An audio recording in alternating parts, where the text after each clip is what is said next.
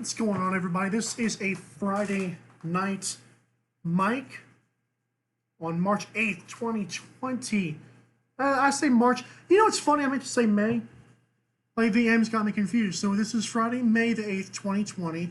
I don't even know if Friday, March 8th was on a Friday. So, excuse me for that. I've had a rough last few hours. And unfortunately, I've had a problem. Like a huge problem here. So I was getting ready to prep for my show, get some last minute topics in, and my laptop decided to go kaput. And by kaput, I mean I was like, seriously, guys? Like, I was so mad, and I had no idea what to do. Thankfully, my brother lobbed me a laptop. He has a laptop that actually is working. It's his little backup because it's nice to have money when you're him. I'm going to try to interview him one of these days. But for now, this is going to be a very basic looking show. No commercials. It's going to be a lot of talk. And I'm sorry for all that. I couldn't download the commercials in time. But here we are. And I want to give a shout out to 12 on Sports. I want to give a shout out to Drink Aid. Eliminate hangovers with Drink Aid. Go to 12onsportsnetwork.com, by the way, if you want to see all this stuff, all the sponsors. You have Jazz Sports, who gives you all these esports, gambling, all kind of good stuff on there. You've got 12onsportsnetwork.com/weight loss. So this is going to be a very interesting show. I also want to give a major shout out to a friend I actually met on Twitter. Make sure I get his name correctly. Joe Hamilton. His username is Hamilton4Joe on Instagram. On Twitter, he makes really awesome sports art for canvas paints. He's a very good friend that I've met so far. He's done awesome for me. So I just want to give a shout out to him. I forgot to mention him in the last episode. Again, it's kind of going to be different doing this, but I had to get my show out. The show had to go on, right? So here we are. Hope you guys are ready. The NFL schedule has been released in chronological order. And that means we get to see the prime time slots. I am working on my predictions already. I'm going to do like a pre-preseason predictions next Friday. And then I will get into my official season predictions and records and playoff teams and Super Bowl champions before the regular season actually starts. So I want to appreciate everyone's patience with me for the intro. I had to say some stuff there. The schedule had a lot of good stuff on it. Of course, the Buccaneers will get a whole bunch of primetime slots, and rightfully so. It is Tom Brady. And although he may be 43 years old, people in the media still believe that fans should pay attention to him. But in reality, anybody could perform well with the team that they have right now. They've got Mike Evans. They've got Chris Godwin. They've got O.J. Howard, who I like. They got Cameron Brate.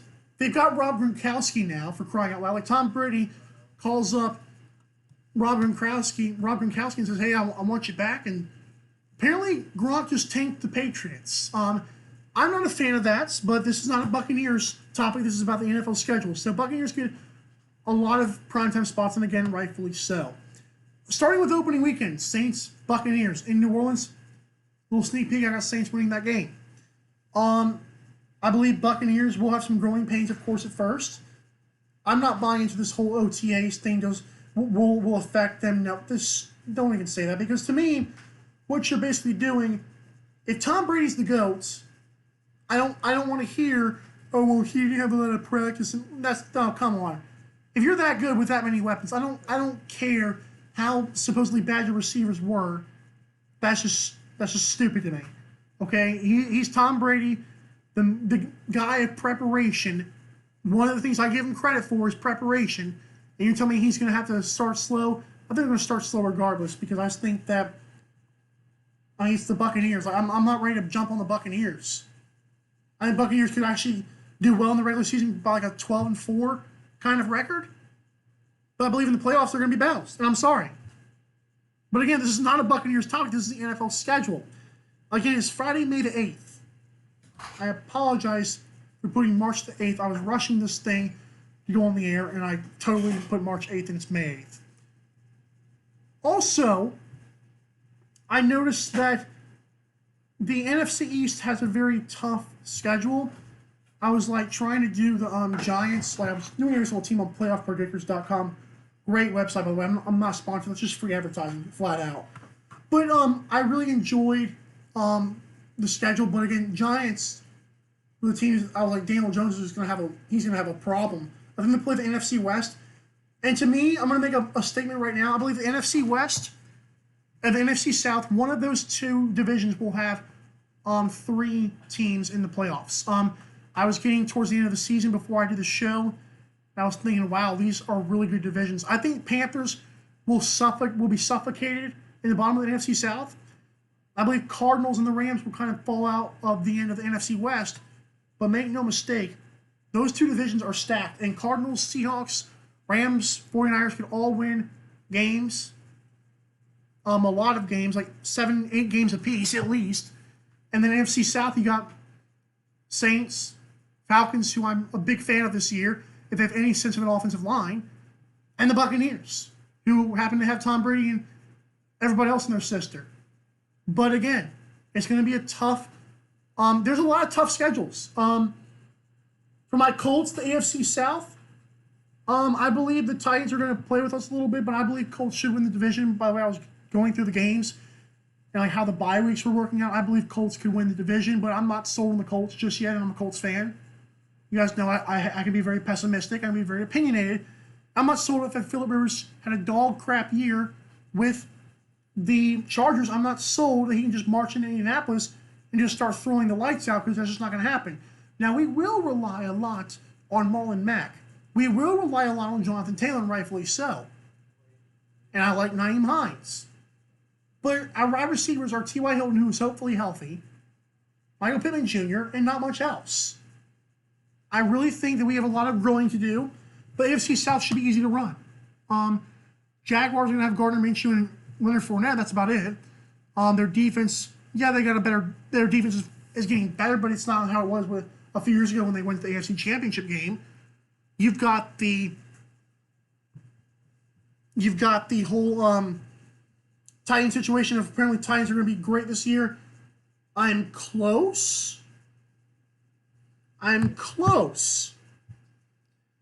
But I really enjoy the I think Titans could have a good year, but I just don't think they're going to win the division. I think Ryan Tannehill is going to come back to a little bit of life. And Derrick Henry will not be running crazy on people anymore. He had a good playoff run, but I don't use recency bias. You guys know that. This NFL schedule worked out in a lot of good ways. Monday Night Football was pretty trash as usual. Until they get rid of Booger McFarland, it should be trash, and rightfully so. As for the few of the team records that I saw, Buccaneers kind of start slow, but then they finally catch on. They're probably like 11-5, 12-4. 49ers should be mainly in first place in the NFC West, but I believe Seahawks could have a good year. Cardinals will look better. I also believe the Colts, like I said, are going to probably have about a 10-6, 11-5 record. I mean, 10-6 most likely, and probably win the division. Broncos should be flirting with the playoff spot, and I probably will have them at the 5th, 6th, 7th playoff seed. Ravens should be the number 1 seed. I believe they're going to beat the Chiefs early in the season. I believe it's like week 3, I want to say, on Sunday Night Football. I want to say it's week 3. But I believe Ravens were going to win that game in Baltimore. Although I think both teams got better. I think Ravens got a little bit better. And Baltimore is saying, now I'll take Lamar Jackson. Lamar Jackson always shows up when people are hating on him. I always said it about Lamar, and I think he's going to keep doing so. AFC East, I've got Bills kind of pulling away late, but I feel like the Bills are not going to be as good as people think. But there's a lot of stuff going on right now, and the NFL schedule has been really fun. I like The NFL is seen to be the only sports league that has not taken an off season from this virus. Like, they could not have gotten any more, I don't want to say the word lucky, they could not have gotten any more in benefits of being in the right place, right time. But speaking of right place, right time, NBA had their little meeting, their little Zoom meeting with the players, and with Michelle Roberts and Adam Silver. Apparently, here's what we're looking at right now for the NBA. We are looking at how this season will be played out. It seems to be the goal in everyone's mind. I mean, obviously, you want to play out the season. Again, I've mentioned before, I don't care how long it takes. I would rather cut it into the next season because we have to see the Clippers and Lakers episode 1. We cannot just let this slide. LeBron had a great year, finally took out the Clippers and Bucks, and this punk virus comes around. Like, that's not fair. It's not fair to Giannis. It's not fair to the Raptors, who are doing well again. It's not fair to the Clippers. I mean, it's not fair to a lot of teams that were just doing really well for no reason. I mean, NBA seems like it's going to happen. As for the scenarios in the playoffs, Adam Silver seemed to want 7 games for a whole playoff series, which is interesting. I had heard some stories, like I know Logan Ward of the Logan Ward Show here on Talking Sports Monday through Friday, 7 a.m. Eastern Time. Really good show. Logan has mentioned that he believes that it could be like a 5-game series and a 7-game series here and there, just take the top 4 teams from each conference, yada yada. But although I think that's a good idea, I don't think the NBA is going to do 3 and 5 game series. I think they're going to do 7-game series. Like, if anything, they would start in the conference finals, but it looks like they want to do the whole thing. They might have like a 5-game stretch before the playoffs just to make sure everything's fine, to make sure everybody gets a fair shot at the playoffs. Like the Pelicans and the Grizzlies are still fighting for, but Grizzlies should get the playoff spot. And I believe they're going to have all 3 playoff series and do 7 games. It's going to be pushing it, but again, I believe the NBA is prepared to go into the next season window. Because let's say we get started about like July realistically. We're starting in about July again. I would say about end of September we should be done with it. But that's going to be, you can't just, the NBA season would have to like start on like Christmas. And that's fine. I can wait again. We just waited all this time. So, I mean, I really do think the NBA could have a good return. I believe by the end of September we'll be done with this thing. I believe they're going to start with Christmas on the next season. The way it's looking, that's how it's going to happen. Another interesting thing about the Zoom meeting that was held was the fact, and this is interesting, that the games right now, in order to get teams to actually play the games and like have this work, the players might have to agree to Orlando and Las Vegas as the primary spots for playing these games. Apparently, a lot of these arenas and a lot of these virus quarantine, stay-at-home orders are going to be a little bit interesting. I don't think the NBA wants to deal with it. I think they just want their season back, and I think we all want the season back. If it's in front of no fans, that's fine. If it's in front of like 20 fans who are like sitting 60 feet apart, that's fine as well. But I believe it has to take place at other buildings. By the way, the Korean Baseball League is pretty fun to watch. It's a fast-paced league. Highly recommend it if you can get up at 5:30 in the morning, or as I was doing, watching about 10 o'clock in the morning on ESPN2, the replay. Fun league. But anyways, and by the way, when I was watching that, it was kind of weird, like in the first maybe 2 to 5 minutes. Like Korean Baseball League, it was different because it was like there was no fans, you could tell. But after about 5 minutes, I mean, I couldn't even notice it. Like, I know like in the NBA, like the arenas are packed in, so like it's a lot more sound bouncing off the aluminum, it's all the walls and the ceiling. But I still think the NBA will be just fine. It might be a little bit harder to get used to. By the time the finals come around, we're just gonna be so excited to see the NBA finish. It's gonna be awesome. It really is. I'm excited for the NBA to return. It seems like they want to return, which is awesome to me. I mean, I never thought they were going to not return. I just feel like the reports were, well, there's still little things that have to happen. Listen, we get it. NBA is going to find a way. Be assured. NBA will find a way. Then we're going to have all 3 or 4 playoff series, 7 games apiece. And that's how it should be. Why cheat your way through 5 games in these series? I'm not saying it'll be cheating, but the legacy of things would look back and say, listen, let's say LeBron wins the championship for argument's sake. Oh, well, he went through only 5 games, and that's not what Jordan went through. Listen, just do 7-game series. Come on. Do 5 or 10 games in the regular season to just finish it off. 7-7-7. Bingo. End of September, maybe October at the latest. Get your NBA champion. Christmas time, we started back up again. Maybe January the 1st. But that would be fine by me. Looks like the best case scenario. I know it's wishful thinking. But by October, I believe this. By the time I turn 24 years old in October 20th, I believe this will be done. That's my prediction. Mike said it first right here on 12sportsnetwork.com. Appreciate you tuning in. Good Lord, tuning in. A new song. Here's the announcement for the people that were wondering. A new song is happening, and it's going to be fun. I'm sorry, guys. I'm still getting this crap. I'm looking at... okay, so real quick before I get to my new song. See, I kind of teased you guys. So, apparently... This is kind of sad. I don't want to call this guy out, so I'm not going to say his username, but if you follow me on Twitter, you've seen my interactions with this guy. Basically, I made a comment about the WNBA on a page called Hannah Herrero. I think that's how to pronounce it. It's WNBA HANA is one of her usernames, and she's a really seems to be talks basketball insanely well. She's a WNBA fan. I respected that. This guy came at me with my profile picture. This other guy started calling me autistic, blah, blah, which is funny because I am autistic, so I said jokes on you. A few hours later, actually like 5 hours later, I had just eaten dinner. I sat down and looked on Twitter again. And I was like, why don't I have an Instagram notification? I looked at it and I was tagged in the post. The same dude who apparently had like 10,000+ followers on his Instagram page. So looked on there, he had a whole 9-photo collage of just me supposedly being roasted and how ugly I am.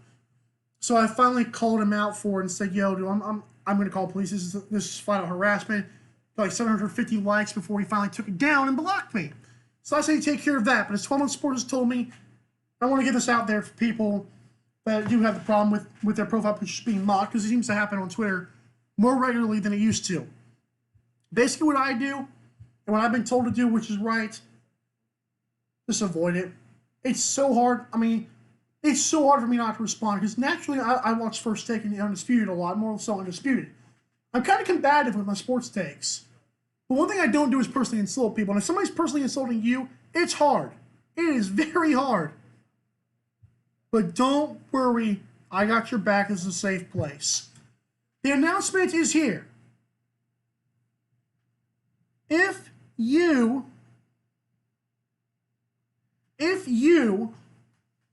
have been looking on my YouTube, you would have already seen the title of my new song. But the announcement is here. My new song releasing next Friday night. I will play the song here on 12 Sports. Yes, I'm doing that. My new song is entitled... I'm ready to type it on Twitter. So if you follow me on Twitter, you'll see this update live. My new song is entitled... I don't know why I'm forgetting it. You ready for it? Hold on.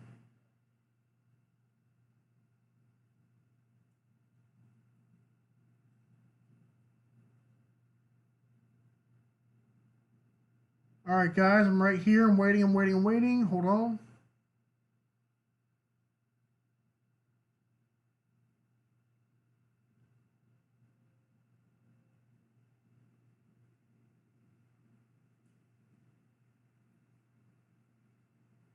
Okay, the premiere of Every Day has been set. This is the third of the songs that I've been doing, and I do believe that you guys will enjoy this one as well. I released a song called, I don't know why I'm forgetting my song names. A song called Unfair, which is a song about a friend of mine who died this year of cancer. I also released a song entitled, well, I'm an idiot. I cannot remember the song. Is that bad? I have problems remembering my own song names. It's a rap song with a trippy red style. It was called Broken Hearts. Good Lord, I'm an idiot. It was called Broken Hearts. Then came a song called Unfair, which was a surprise release yesterday. It already has 75 views, which is good for me. I'm just saying, 75 views on Instagram is incredible for me. And this song is going to be called Every Day. It's coming out on next Friday night at 10 o'clock p.m. Eastern Time. I'll start the show with that. So be prepared for that song. It's a rock style song. That's all I'm going to say about it. Okay.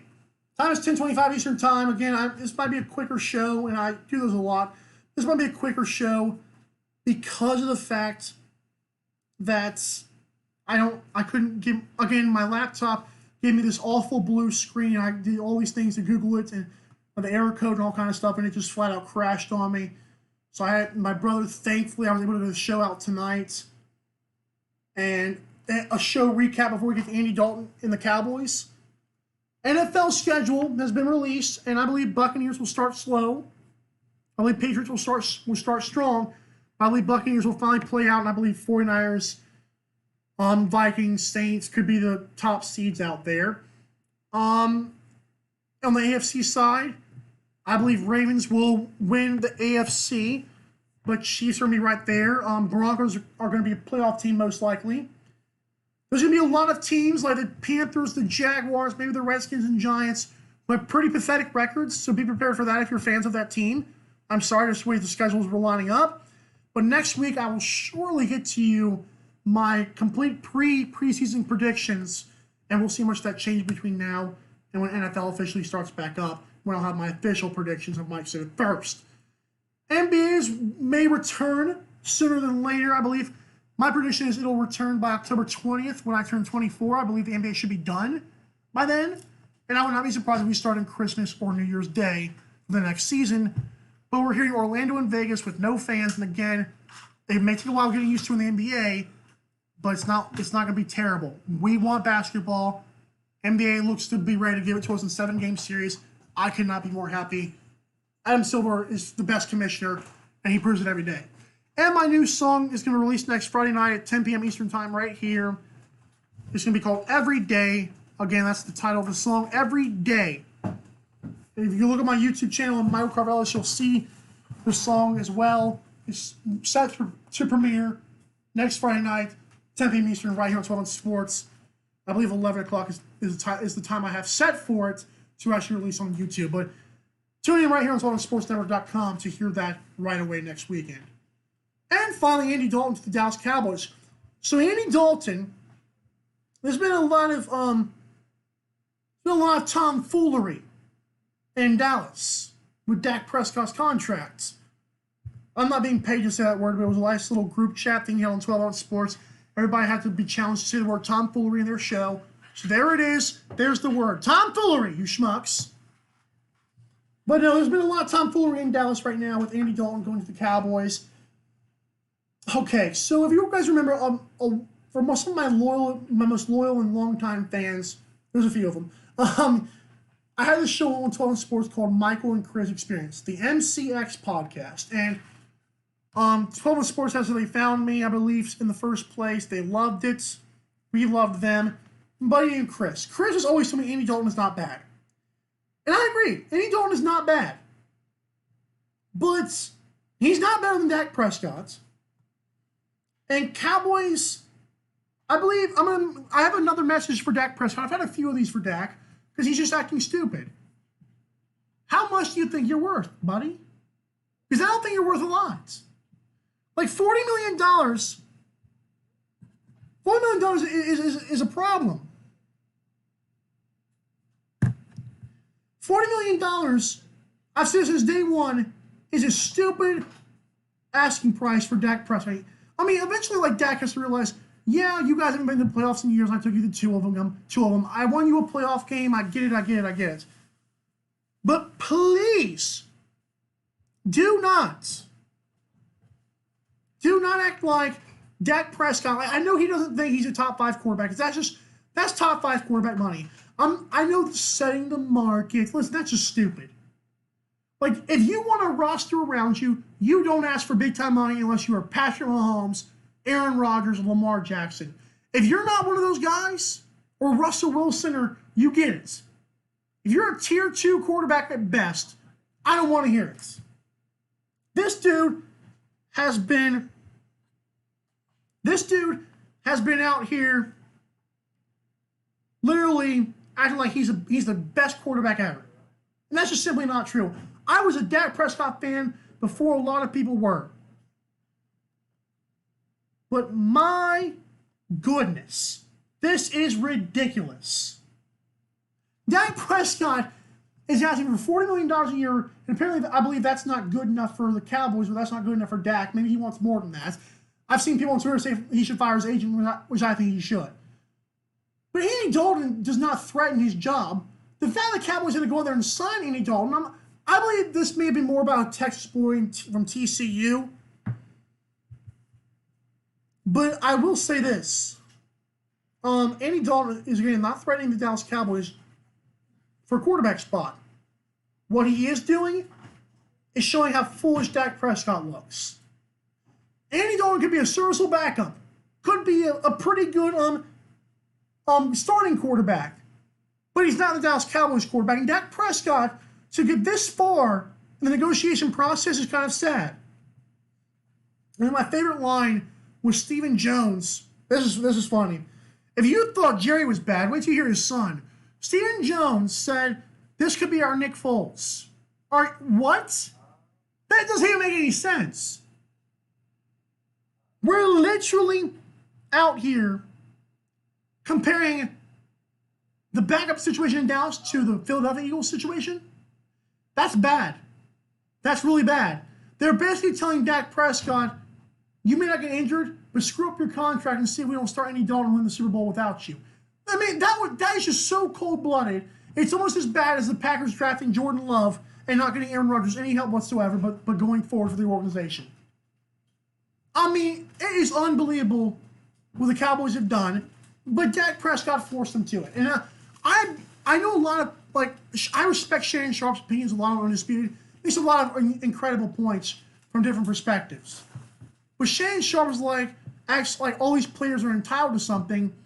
Like when Michael Jordan's The Last Dance series was coming out, they were saying, well, Jerry Krause wanted to trade out. What have the Bulls done since 1998? As for the Cowboys, what are we doing here? Dak Prescott forced their organization to do something like signing Andy Dalton, and now Dak Prescott has an elephant in the room. If this gets even uglier, and I'm not saying it hasn't already gotten to this point, Dak Prescott has now started the end of his career in Dallas. And it's sad because I feel like Dak could be like one of those guys who just brought them. He could have been the reason why the Cowboys won the Super Bowl finally. And I was a fan of Dak Prescott, but he's becoming one of those modern day athletes who just wants money. I'm sorry, you may want to win a bunch, but if you're all about money, you won't win a darn thing. And $40 million from Dak Prescott, even he should know that's stupid. Dak brought this on himself. Andy Dalton will not be the starting quarterback unless Dak Prescott allows him to be. And that's just sad. This becomes such a petty thing. I know people like to talk about the Cowboys a lot because it's just national news every day. It's shoved down our throats. But man, I mean, this is ridiculous. Dak Prescott put this on himself, and he should be ashamed of himself for it. It looks bad, man. Every day I'm losing respect for him.